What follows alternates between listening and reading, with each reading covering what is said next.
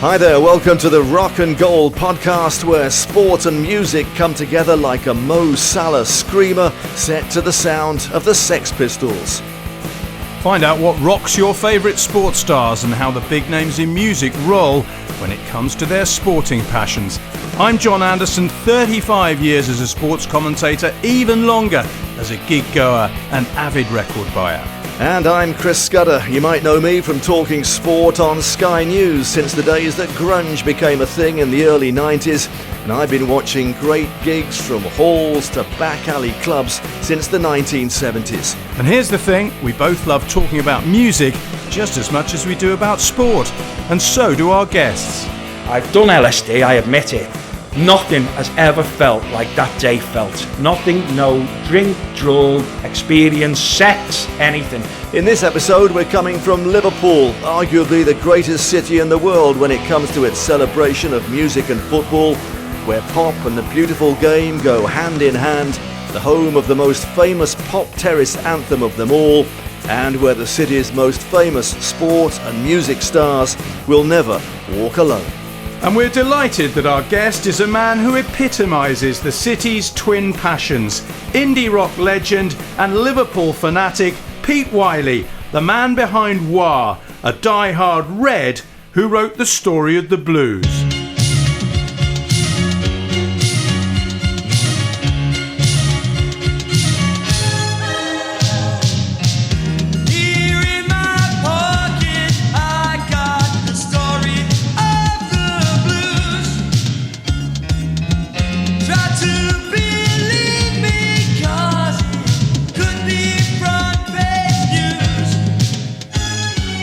Let us say a very warm welcome to a great son of Liverpool, the man who wrote the story of the blues, but he's a Red. That's the irony there, right there. Which version of the Wah was it that wrote that? I am Wah, basically. And the reason I changed the name all the time, that was JF Wah. I've ruined pub quizzes by I've had people will do a pub quiz and they'll send me a message on Twitter saying, will you settle an argument, was it Wah, the mighty Wah, who did the story of the blues? And I say it was actually JF Wah, which stood for just fucking Wah. If you need to edit that, JF Wah was just because people were sick of or people didn't understand the name changes. I wanted to indicate I love Syd Barrett, I love Pink Floyd with Syd Barrett.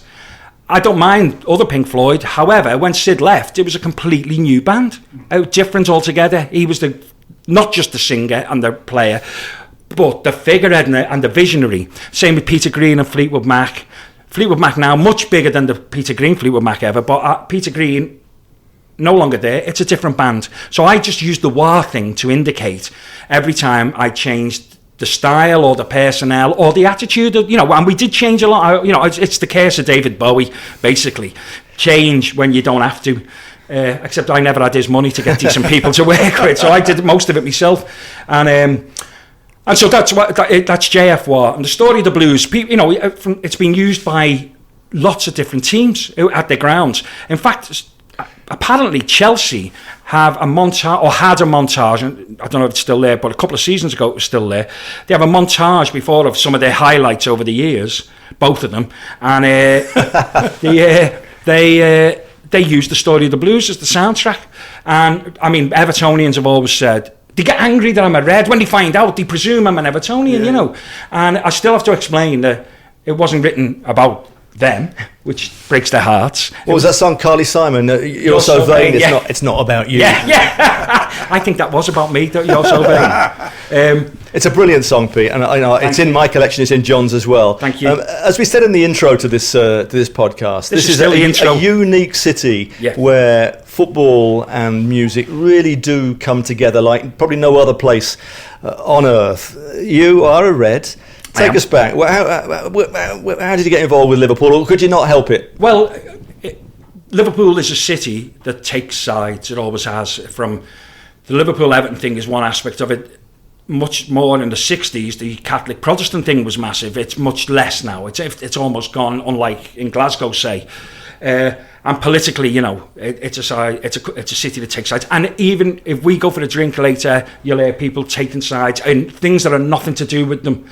And I enjoy that. I wrote songs. Like the first single, Better Screen, was about taking sides. It says you better choose which side you're on. And so that was always in you. You grow up in the same way as I was born in 58. So I grew up with cousins who'd been to see the Beatles at the Cavern, because, older covens. And so I grew up with football around, and in school, obviously, there were people who took sides, and I always was a Liverpool fan, as far as I know. I even remember there was an amateur cup final in the late 60s, and it was Enfield against Skelmersdale.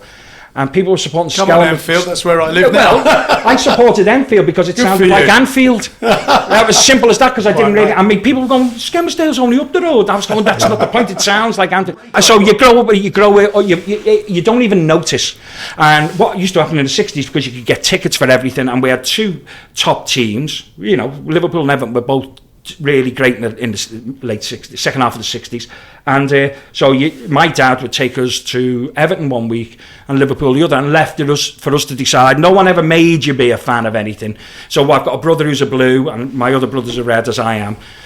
So I'd started going in the late 60s, and you can't help but fall in love. I mean, that people always say this now, but I've said it since I first talked to people about it.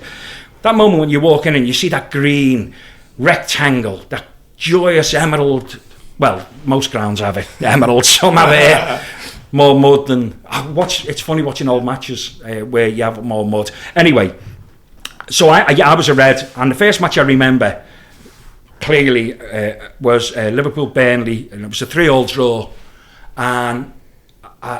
Year being what, 7? It was 71, I think, 70 or 71. And the thing I remember, besides it being the thing that made me remember it was Ron Yates, who was captain, the Colossus, as Shankly called him. He kicked the ball higher than I'd ever seen a thing go. He booted it, and it just went up and up and up. And I met him a couple of years ago, and I said to him, that's my biggest memory of my first fan. He went, son, it was probably a pass. When you talk about Liverpool, for non-Liverpool fans like myself, we would think of a glory period. The 80s, when Liverpool were winning the European Cup every other year. And of course, at that time, you were fulfilling your own dream, weren't you, as a wannabe pop star?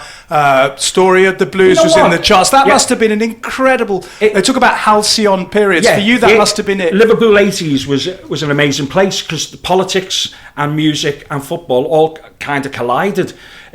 I got to meet some of the players. Craig Johnson I met quite a lot, and he was brilliant, and he asked me to give him guitar lessons, and I said, I'll give you guitar lessons, and he said, I'll give you fitness advice. I went, that's really all right. Once, when Story of the Blues was in the chart, my mum had never been to London. I'd never been to London until I was in a band. Oh no, except to see the Clash, and they took me. Josie was in the band with me and my girlfriend, who lived over there. Right, you can see her house from here. We took our mums to London, and I've got photos of them at the mixing desk in the studio going, wow, what's that do? Anyway, and as a treat, we got them first class tickets to go home, and we were all going home with them. And we got there, and they said, you can't come into first class. And we said, we booked the tickets and all that. And he went, Liverpool have just been beaten by Arsenal, and they've got all of the first class, and no one else will, because they're not very happy. I was furious, to be honest. It's me mum. I mean, it's Liverpool, but it's your mother. So I was stomping up and down the platform, and Craig Johnson got off, and he went, are you the guy who sings Story of the Blues? I went, yeah. Slightly subsiding anger. And he goes, I love that record. Why don't you come and join us? So they took our mums on to the train and let them on and let them meet them and get all the autographs, and it was lovely. So that's how I first met him. But to have that, so if I was in London, and you'd be with people who are much more successful than you, usually, but the one thing you could say was, but we are Liverpool. It was a way of knocking down anyone who had to go. Badge of honour, exactly. And there was also always the sense that the football and the social side of it, the music side of it, all were linked together. It wasn't like a separate thing. You know what I mean? They all felt like one big ball of culture, And it was amazing. It was amazing. And it was an easy thing to post. Plus, it meant it was easier to go to Wembley, because I was in London a lot of the time anyway. So often we'd get tickets to go and see games, and we were in quite a lot of finals. So that was a win all round. Well, why is it though that the football and the music did come together so much? I mean, you're obviously a big fan as well. I think it's a number of things about Liverpool. Inherently, it's a small city centre, so everyone you ever will meet. From one end of the city centre to the other end, you can walk in 10 minutes. So you're not going. I'm going to see everyone I know if I'm walking around, Evertonians and Blues, and so you're all going to similar clubs. You're all going, and the footballers haven't got a lot of other places to go. Right. I met Jamie Redknapp about 10 years ago, and I did a thing for him for ITV, and I sang "Heart as Big as Liverpool" in the Cavern for him. He got me a brick in the Cavern wall. He said, "Hey, Pete, why ain't you got a brick?" No, and anyway. I said, so, is it nice coming back? He goes, I never saw any of this. We never saw town. We never saw the city centre. We never met people, except there was one club footballers used to go to, the Continental, the Conti. And we would never go there because it was uncool, Footballers went to the uncool place. But because we were all a similar age. I was similar age to Craig Johnson. We were all successful. Liverpool had so many bands. There was one chart in the mid-80s that had 18 of the top 40 were from our gang. So let's show Frankie Goes to Hollywood. We remember. I watched the Two Tribes documentary, which is about and let us not forget Everton were very successful in that period as well. You haven't mentioned Eric's yet, right? Which is obviously a massive influence. Absolutely. Now closed, right? It's no longer. There's a place called Eric's open in the same place, but it's not Eric's. Yeah. What are your memories of? I mean, when John and I think of that, we think of the Bunnymen. We think of Pete Burns. We think of Julian Cope. What I think of is what an incredible amount of talent has come from a small pool, because there was War in the charts, Bunnymen in the charts, there was Teardrop Explosive in the charts, then Frankie came along, and China Crisis and Flock of Seagulls and all these other bands. It's quite a small scene, and from that small scene, it's incredible the success you had. I went to the opening night of Eric's was the 1st of October 76, and it was the Friday night, and I went with Ian McCulloch, who was a year younger than me, but we were Bowie fans together. And the Stranglers played for 60p, and we'd read about this stuff in the NME about punk happening, and we liked the Ramones, and we liked Patti Smith. And so we went down, but not knowing what would be in there, and I would not have been dressed in any way that was acceptable as a punk rocker, in London terms. So I went down, and you start seeing people, and you think, there were 70-odd people there watching the Stranglers. And you kind of think, there are other people not unlike us. You start talking, as you do. And then I saw the Sex Pistols there a month later in November, and I took my mum's little camera, and I was snapping pictures of the Sex Pistols, and they weren't great, to be honest. And they've said later that it was an off night and they didn't want to be in Liverpool and it was miserable. But as I was taking pictures, this vision in black PVC skin tight suit walked past with hair which I've always described as it's like somebody had melted all his singles into a quiff. And I'd never seen anything like it. And that was Pete Burns, and behind it, or not behind him, but with him was Lynn Burns, his partner, and she was stunning too. And they had like Westwood and PVC and stuff.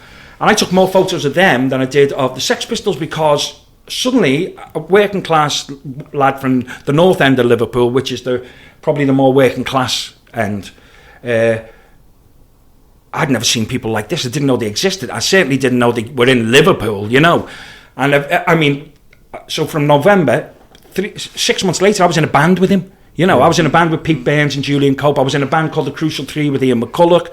And we used to form bands, and Julian Cope was in... Because you could play at the time, then, presumably? Yeah, I'd been playing since since about the same time as football, early 70s. I'd got a guitar in 1970, but for about a year, the only thing I could play was My Sweet Lord on one string, like... But I was happy enough with it. And then the single that I learned to play was Brian Ferry's version of It's a Hard Rain's Gonna Fall, which was great, and it was 3 chords, but wow, what you can do with 3 chords, it's a whole... I wasn't aware of the Dylan version even, and I loved Roxy. So when I heard that, I thought, well, I can play along to that. And eventually, it's funny, when I see Bill Drummond still quite a lot, and I have ups and downs with Bill over the years, but ups... We won't ask about the £1 million... I'll tell you about anything you want. Is it true? How did you... Did he burn it? But Bill still goes, hey Pete, it must have been great to be the second best guitarist in Liverpool. And he tells me who he thinks is the first. I won't say it. This always makes me very jealous because I can't play a note on the guitar. I'd have loved to be. But yourself, Julian Cope, Ian McCulloch, it seems to me that in a very short space of time, the three of you, the crucial three, all became incredibly proficient, incredibly original, and incredibly good songwriters. I'm not saying it happened overnight, but it happened pretty quickly, didn't it? What happened for me and for our gang was, it was the perfect time. So you got a small town, a small city centre with a small space that's not like anywhere else, where a bunch of people who can't fit anywhere else. Because although I was bright and I was, I wasn't too much of a freak. I was a bit of a freak, but not too much. But you feel like released. I almost became a new identity. I gained a new identity because these people didn't know you before. So I could be Pete Wylie, the early version of this version now, compared to the lad who was at school, who's a completely different kid. Yeah. And the same with all of us. We all, like Mac changed from absolutely... Mac used to use, I think for 4 years... It's Ian McCulloch, right? Ian McCulloch, He had 3 phrases that he used all the time. Scummy turd. Bloody hell. And there was another one. And when we used to go to pubs, I'd say, do you want a pint of lager? And he'd ignore you. Say, do you want a beer? Ignore you. Do you want a pint, Mac? No, still ignore you. Do you want a beer, Duke? Oh yeah, Duke, because the thin white Duke, wasn't it? Duke McCool, the thin white Duke. Yeah. So unless you called him Duke, he wouldn't answer. But he went from that and he'd sit in your company. When Will and Les asked me if he'd be a good singer for the Bunnymen, I said I think he'd be great. And he said, "What's he like?" I said, "I don't really know because he doesn't really talk or sing." Did you not talk to him about football though? He's a fellow Red, isn't he? Yeah, but you know what? We were so obsessed with music, and you can't really talk about Tranmere's away results to Pete Burns. You know what I mean? So you spin me right round. Yeah. Your song, at the heart of, which came much later, 1997. Recorded Heart of Liverpool. Hopefully he's going to get his guitar out at the end, and we're going to hear a little bit of that. But health dependent. It's I mean, it does kind of.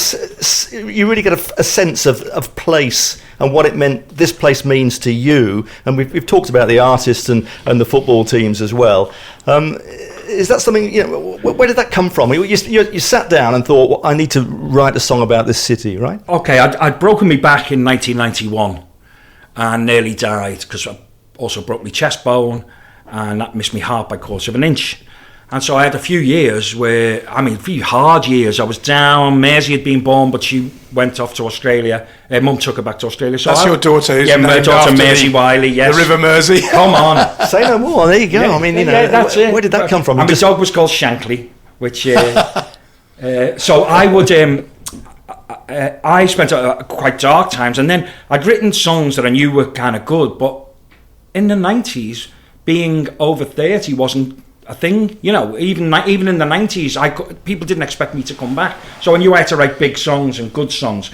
So I wrote this song originally, right at the beginning. I took Maisie to the circus and I fell in love with this girl from the Moscow State Circus, and it was called Circus Girl, just as a way, I know, like Paul McCartney's Yesterday, Scrambled Eggs, do you know about that, don't you, right? Yeah. So I just, and we were driving, we were literally going down to Abbey Road to start recording with Mike Hedges, and I started writing this song lying on a bunch of equipment in the back of a transit van, and something started happening. It's a funny thing when if I write a song, I might have a small idea, and all of a sudden, it's like the Big Bang. It goes from this tiny thing into the whole cinemascope. Yeah. I can hear everything, the violins, the backing vocals, boom. But it's a big song now. Well, it had to be really, because it's about Liverpool. But I started writing it, and then there was a guy he was filming some of the stuff for Sony, and I had famous picture of Bill Shankly on the steps of St George's Hall with his arms like that, and he said, "Why have you got a picture of an old guy?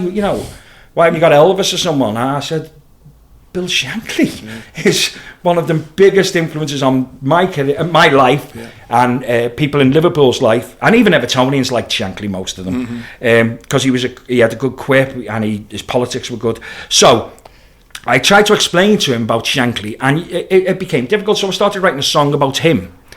And then Bill Drummond said, you should write a song about the city, And so it all came out quite quickly. And I wrote the lyrics in next to no time in Abbey Road. They were saying, you know, when are you going to sing? I said, I'll sing them in. I literally wrote them in one go. Yeah. And it's clear that, like, I wear my heart on my sleeve.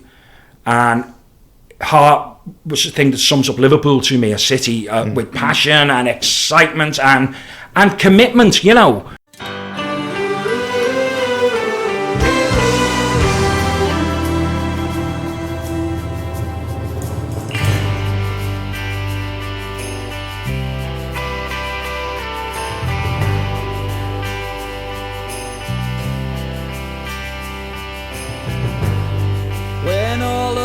Go out forever, somewhere near the end of time.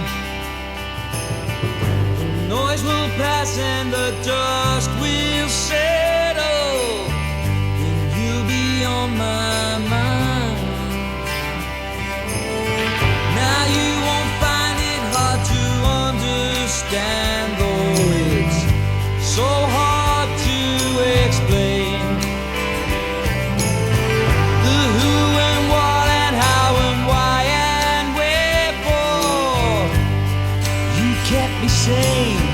You kept me sane.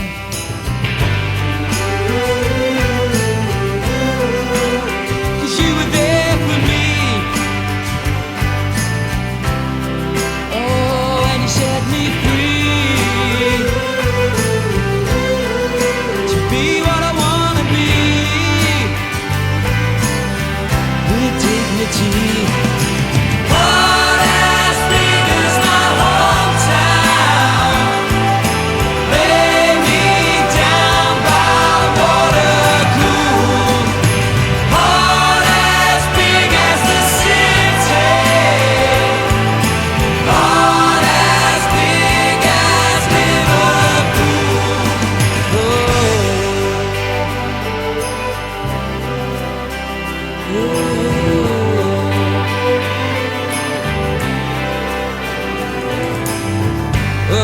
Come running from the other side. Hey, you call my name, and if somebody wants to point the finger, I'll take the blame. I'll take the blame. I'll do the same. 'Cause you were there for me.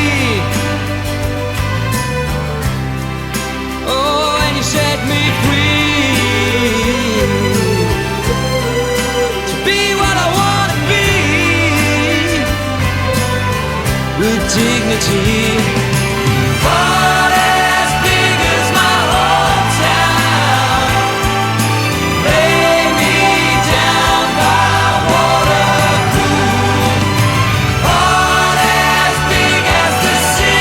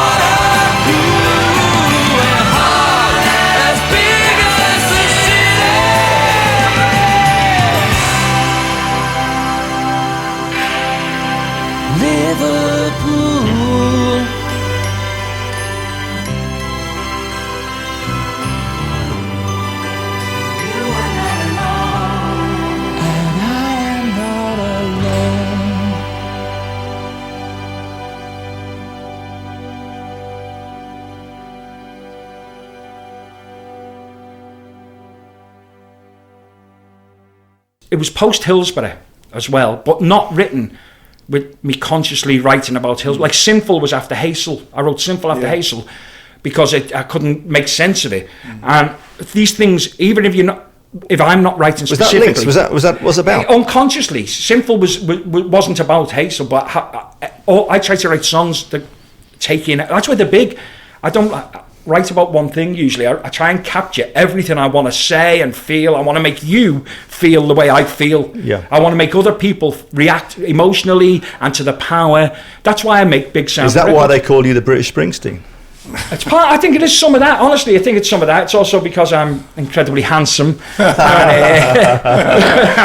I've only played Birmingham twice. No, that's a great club for you. I was going to ask about Hard As Big As Liverpool. I mean, they started playing that at Anfield, didn't they? Well, I mean, what a goosebump moment that must be for even you to bigger hear than that. Even bigger, right? Big George Sefton at Anfield, who's the greatest of the, and he's the longest serving, I think, of all the guys who do the music at grounds. He always plays local records, and he started playing Heart As Big As Liverpool, and it was, I mean, imagine that when you're sitting there, and I didn't know because we wouldn't be texting stuff, and it was an amazing feeling. And then it became almost like every game he would play. Obviously, you're never going to replace "You'll Never Walk Alone," but he would find it there. And there's a great bit when we beat Barcelona last season in the Champions League, when we had to win, and we battered them 4-0. What a night that was! What a night! Well, there's a bit at the end. On the TV coverage on BT Sport, I think it was, or whatever it was on. BT, They're interviewing Pat Nevin because he does the commentary stuff, and they said and George after the game was playing after the game, so keep playing Heart As Big As Liverpool, and they interviewed Pat, and they said, "What is it about Klopp and this team?" And he goes, "Don't ask me, listen, there's Wylie singing Heart As Big As Liverpool. That's what it's all about." And so there's I could never have planned for it to be, it's a folk, I try to write almost the equivalent of folk songs that are of Liverpool and in Liverpool. They make a certain sense that the record company, when I recorded it, they were going, "It's amazing, but you're never going to sell it anywhere from Liverpool." And I make this joke that said they were wrong because it didn't even sell here. But actually, everywhere, Glasgow loves it, London gets it, people get it. Yeah. And then in the mid, like about 2005 or 6, we went to the Hillsborough Memorial, as we do every year, and mate said, "Oh, we're going to Town Hall afterwards." So Steve Rotherham was mayor, and he said, "If you want to come, you can come." And I was going, "I don't want to gate crash some stuff." He said, "No, he's asked you to come." So I went, and my mate Peter Carney, who's a Hillsborough survivor, was there, and Sheila Coleman from the Hillsborough Justice Campaign, and we were just chatting in the Town Hall. I'd never been in the Town Hall, so and then he said, "Now we're going to premiere this thing," and they had a film which they use. It was Heart As Big As Liverpool with the 96 people and their names and photos and their ages, and I had no warning of it. And I was standing there arm in arm with Peter Carney, just crying, and I totally overwhelmed, in fact, because to make that connection was really amazing to me. And so it's taken on its own life, and it represents those people. On the anniversary now, Liverpool FC TV. Just after 3, they stop whatever they're doing and they play it with the faces and the names, and you can't imagine that's bigger than I don't want to be bigger than Elvis, because I've got that forever in my life, to be connected, and I'm humbled by it, because it never fails to get me. And when I hear it now, I can hear it all, because it's 20 years ago, I can hear it as an outsider. I'm not the guy singing it, you know what I mean? Yeah. So that's a powerful thing, I was going to, talking of anthems, and you did mention it there, "You'll Never Walk Alone," which is, forever linked with football. How do you feel when it's a brilliant song anyway? It's a great song. And you have to remind yourself that it was written in 1946 by Rodgers and Hammerstein, and adopted in the 60s by Liverpool. What do you think of it as a song? I love it. I did a thing for a documentary about, and I went through almost like the mathematics, the science of why it's a great song, from the way it builds. There are chord changes in it that shouldn't work but do. It's really a masterclass in songwriting, to be honest, before it's a football song.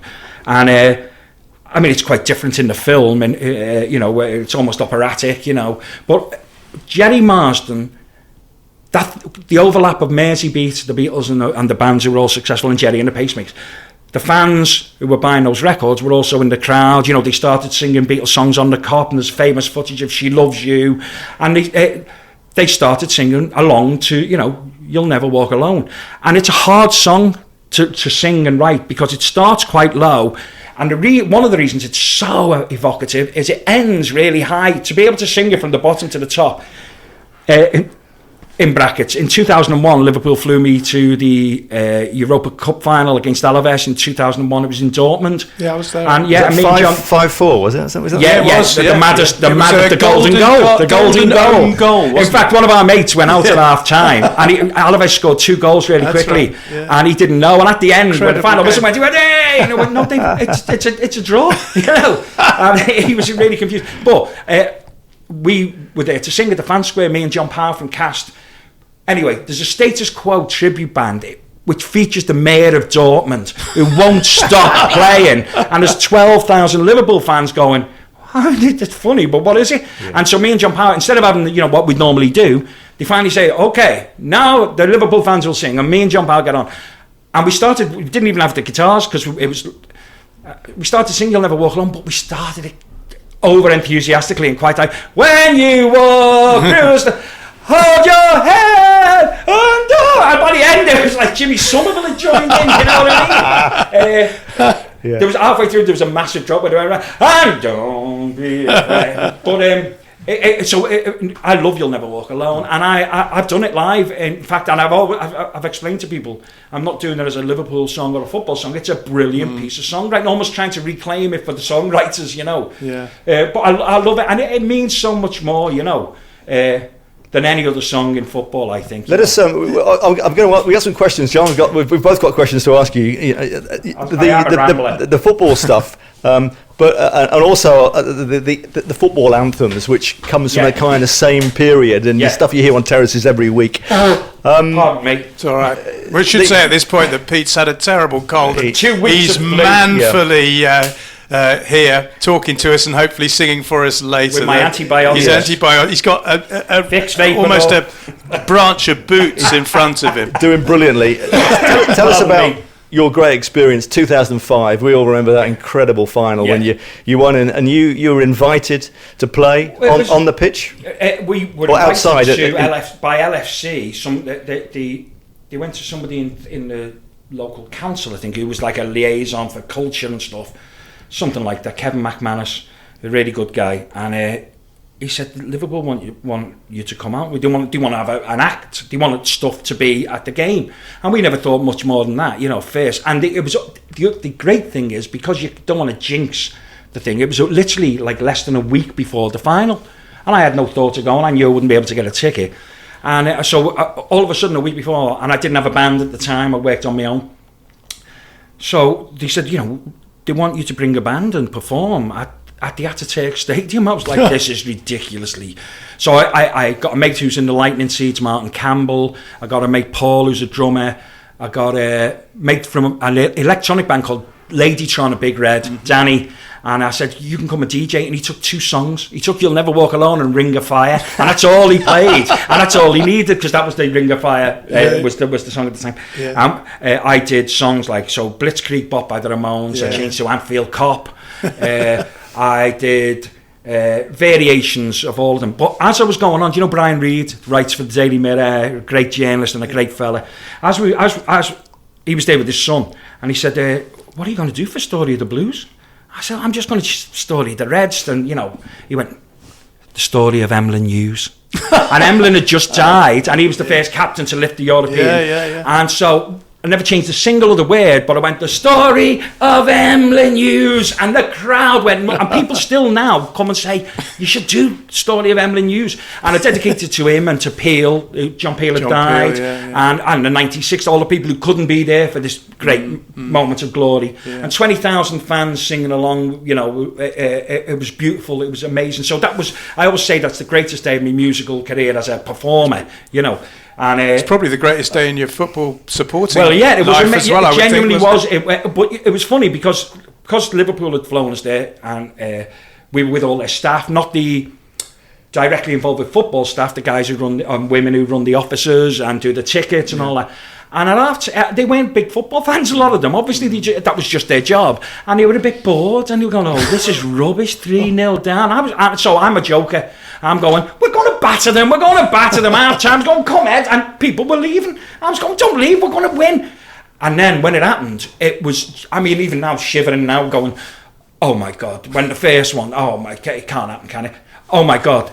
Oh my, and it just went nuts, including one of the lads who was with us nearly fell over the balcony because he just ran down to the front. We were up, in the balcony in the stands, and he nearly went over the balcony. He had to be. God. I could tell you who it was, but you might not want me to. I'll take it off the record. John Power from Cast was pissed, and he went leg down, and people had to save him, genuinely, but it was, you couldn't help it. And then, obviously the penalties, and we were down that end. So, watching that, I've consumed other things, from beer to strong coffee to whatever, that make you feel amazing. Mm. I've done LSD, I admit it. Nothing has ever felt like that day felt. Nothing, no drink, drug, experience, sex, anything. The only thing I have to add is, actually the best day of my life was Maisie being born. And I have to add that because she threatened me if I don't say that, we're in trouble. But genuinely, in terms of an experience that...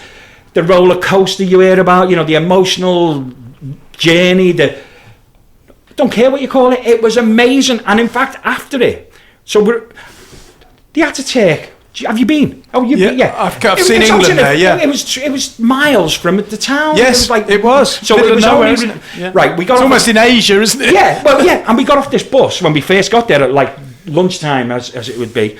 And the only things in the field were goats and soldiers with machine guns. Yeah. And all these weird little paths. And so it was like a picture from a Bible film. Yeah. People, a red stream of the veins of the club coming through and wandering. And it built and it built and it built. This is still lunchtime. No ale for sale.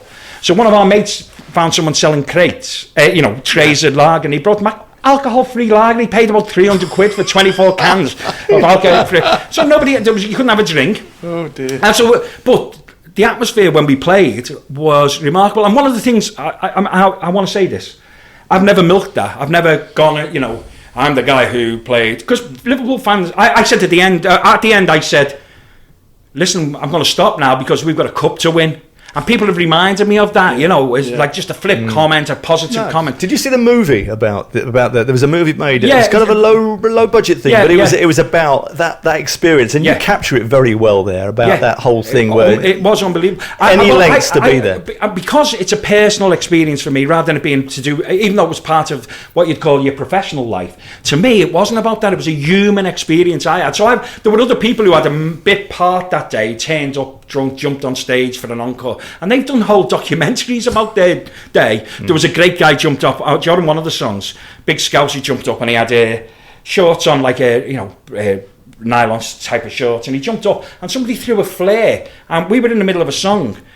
And he picked up the flare and he was going like that. And next thing, his shorts were on fire from the crotch outwards. And he had this circle, of burning circle on his crotch. And I stopped the song. I said, "You all right, mate?" He went, "Yeah, I'm a Scouser!" And he went to the match with the hole in front of his shit. Another mate, they sent 2 responsible adults to come with us. One lost his tickets. Oh. And he was the grown-up who was looking after the rock stars, the irresponsible rock boys. He lost his tickets, ended up in some mad bit of the ground miles away, but we saw him and waved over. Yeah. The other grown-up tripped after drinking some mad Greek wine, or Turkish wine, and he broke his nose, and he still, now, 20 years later, has to have operations on it, because he can't breathe properly. But they were the grown. It didn't matter. None of it mattered. Everything was, after the game, amazing. Singing for hours. We sang till like 8 in the morning. Liverpool fans are like that, aren't they? They are, to me, a breed apart. Liverpool. Yeah, fans. I think so. I'm not one of those, because I have lived around the country and I've lived around the world, and I love New York, for example, and there's similarities. I love Glasgow, there's similarities, but there's nothing like here. I just can't explain it. Yeah. And I think it's, partly the sea, the fellas who went to sea in the 50s, this is one of the theories.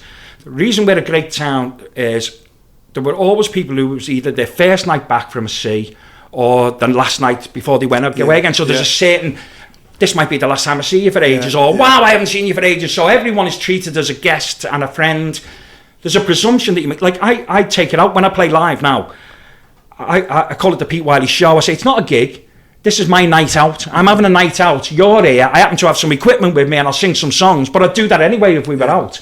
And if I'm on stage for 2.5 hours, an hour and a half of it's music, and the other hour is me telling stories. Yeah. Because that's me. It's not an act. I don't have to put it on. It's a natural thing to me, and people love it. In fact, the joke was, "Oh, your gig last night was great. It's a shame you had to do the music in between." I'm going to ask you a direct question now. Is football linked? You're Big Red. Who do you dislike the most? The Manx or Everton? So United, in other words. As an elderly gentleman with a philosophical bent,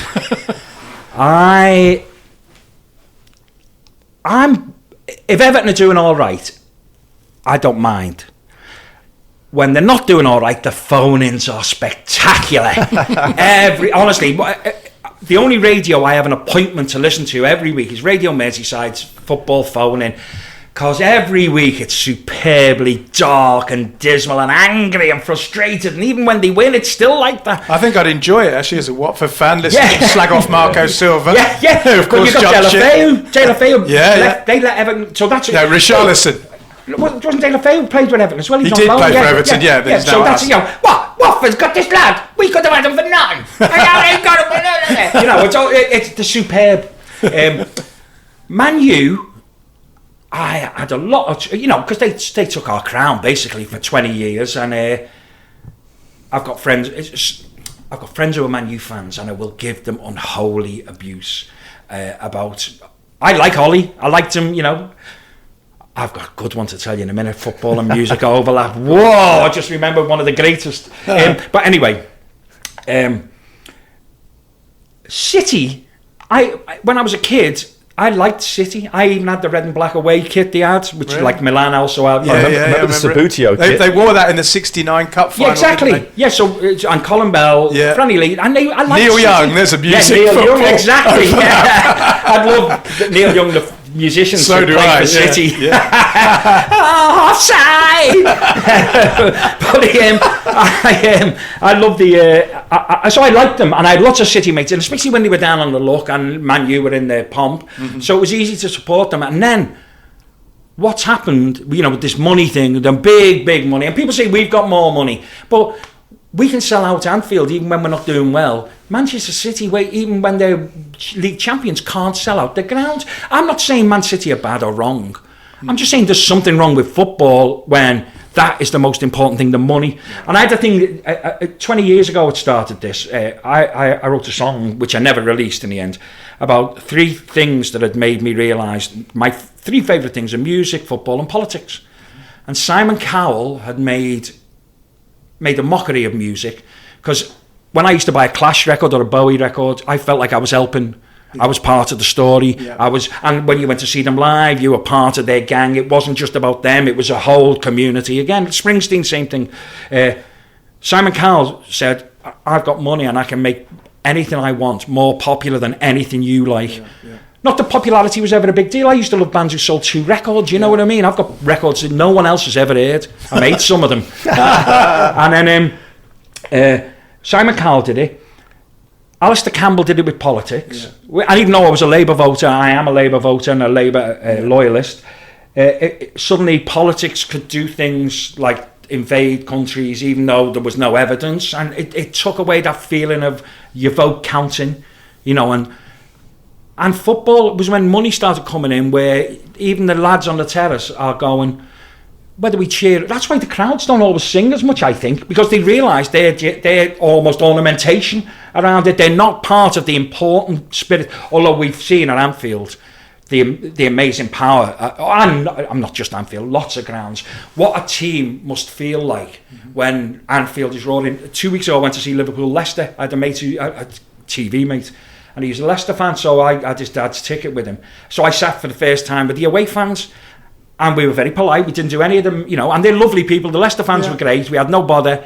And but here in Anfield, from that point of view, is remarkable, because when you're in it, when you're joining in and you're watching it, it's a great feeling. But standing back and going, oh my, that's what other people are seeing or hearing, you know, Barca fans or Madrid fans. It must be terrifying, you know. And it, you know, I love that.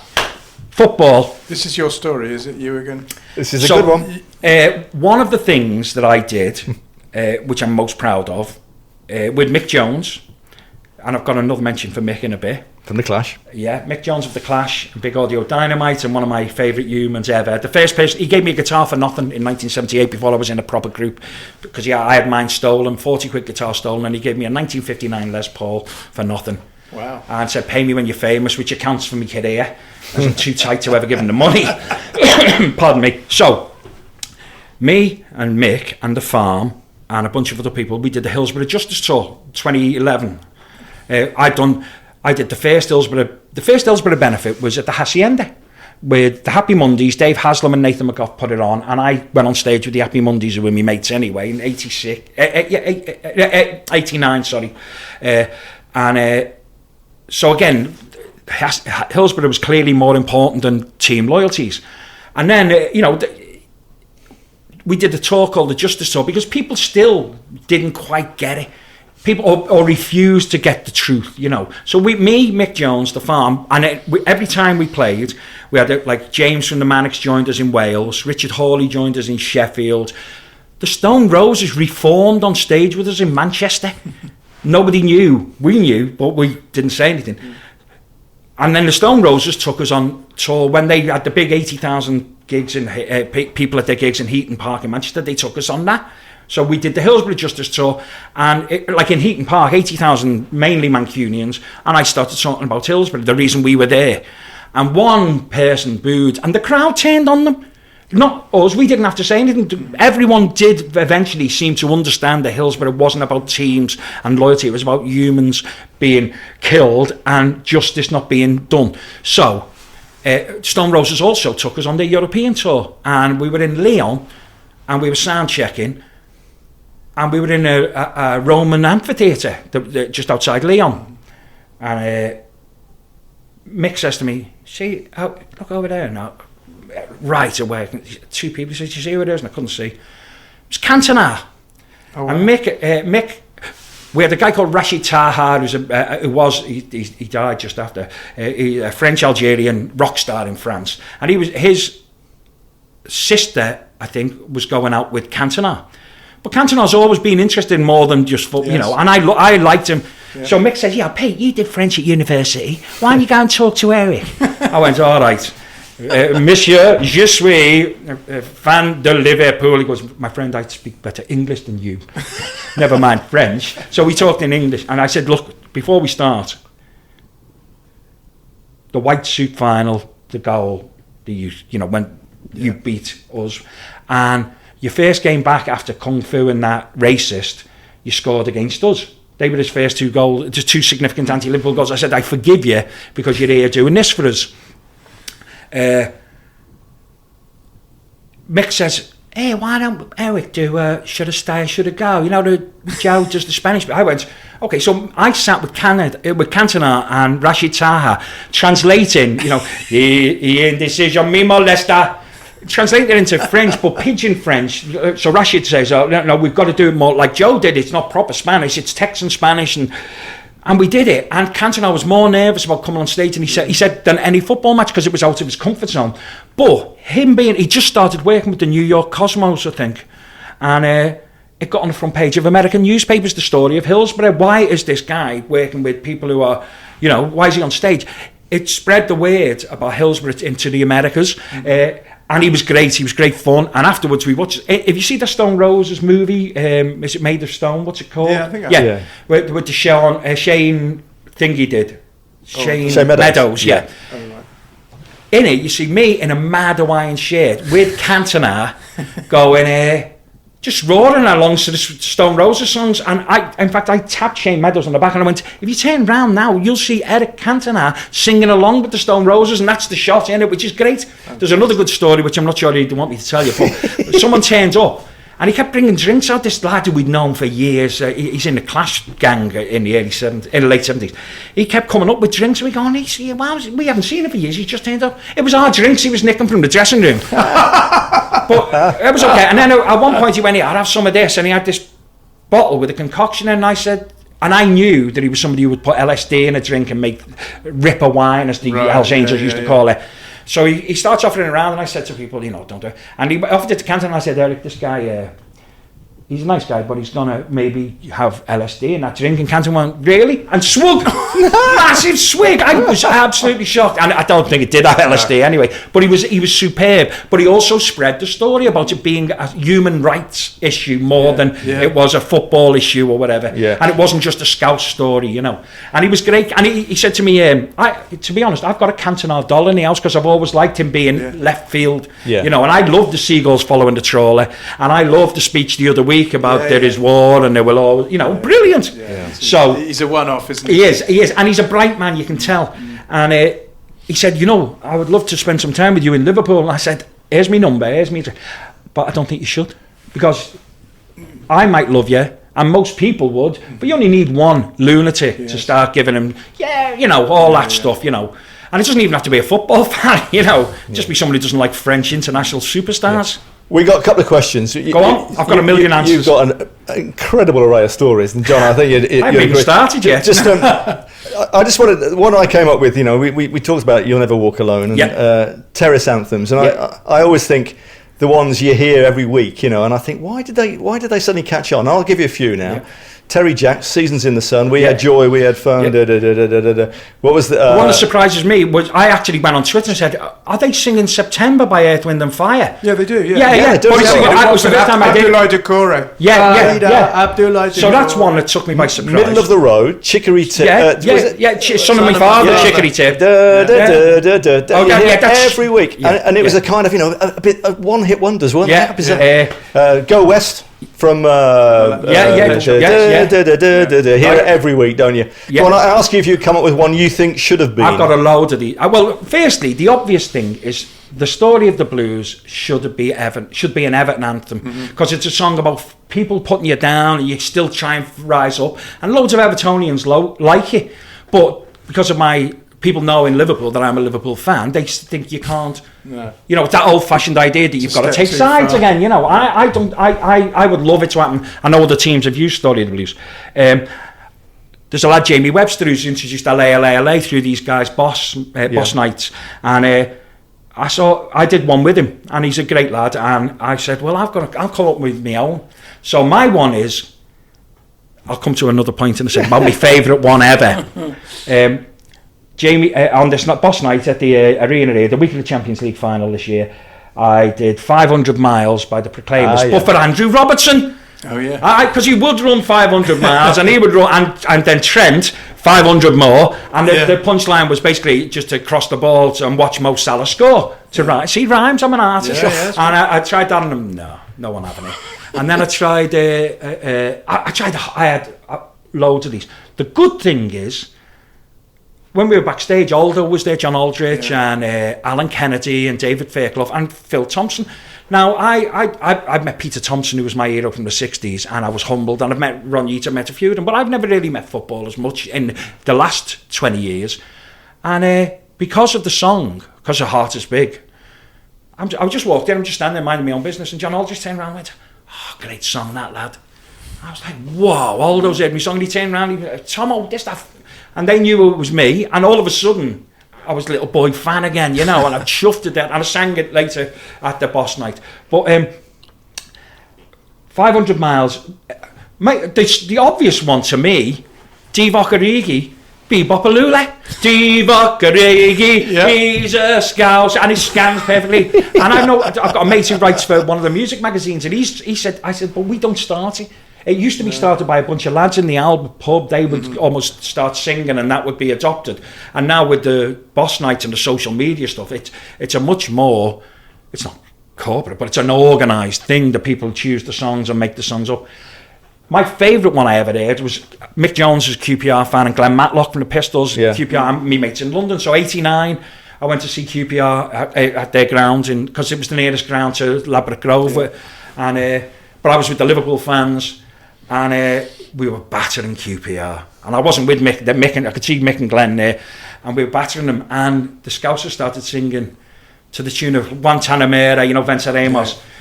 Down with United, you're going down with United, which was great because it randomly insulted United as well as QPR at the same time.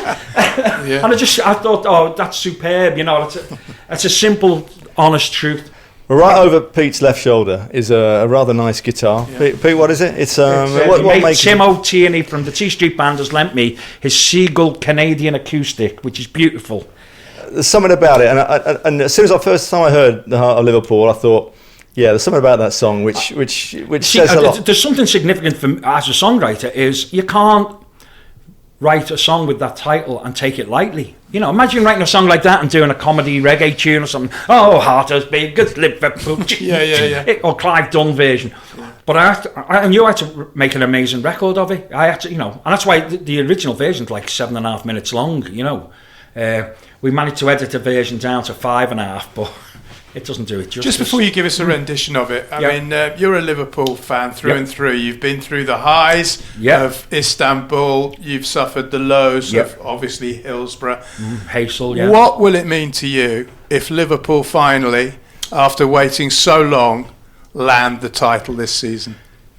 Right. I think it would be one of the most significant things to happen in Liverpool history, genuinely. A local radio station asked me to do a thing about my Liverpool hero, and we're spoilt for heroes from Shankly, Paisley. My hero in the 60s was Peter Thompson, Gerrard, Dalglish, And I was going to go in and talk about one of them and almost choose on the spot which one to focus on. And actually, I said, my hero is Jurgen Klopp. My hero, Jurgen Klopp, because it's happening now, and so I'm living in it. I'm watching it happen. I'm seeing it grow, and I'm conscious of it growing. His politics are great. He's outspoken, but not in a horrible, arrogant way. He just says it makes sense. The NHS is worth saving. I can't argue with that. He's captured the spirit of Liverpool. Absolutely, that passionate, funny. He's funny like Scousers are funny. I'm talking about his teeth. But even he laughs about his teeth, But for me, Klopp is the greatest hero. So watching at the end of last season, before it was definitely, because right up to the end there was nearly could be. But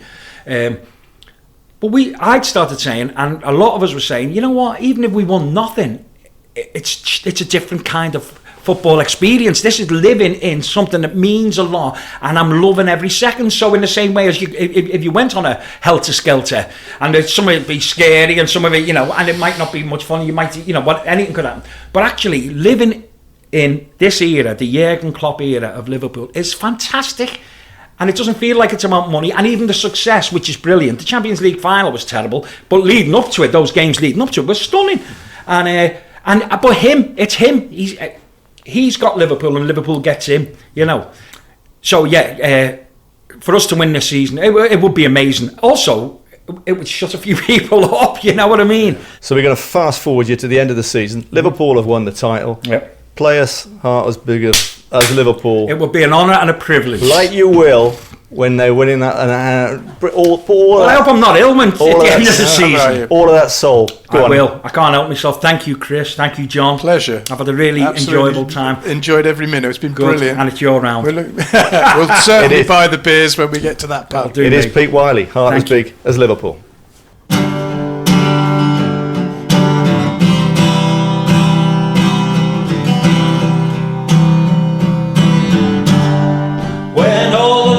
Go out forever, somewhere near the end of time.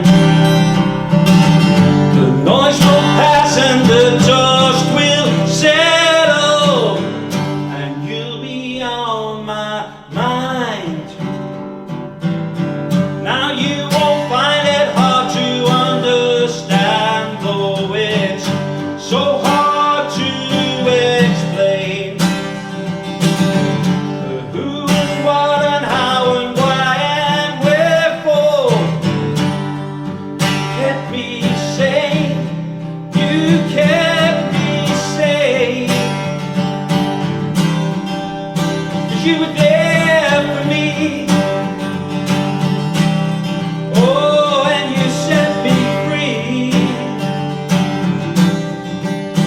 what I wanna be,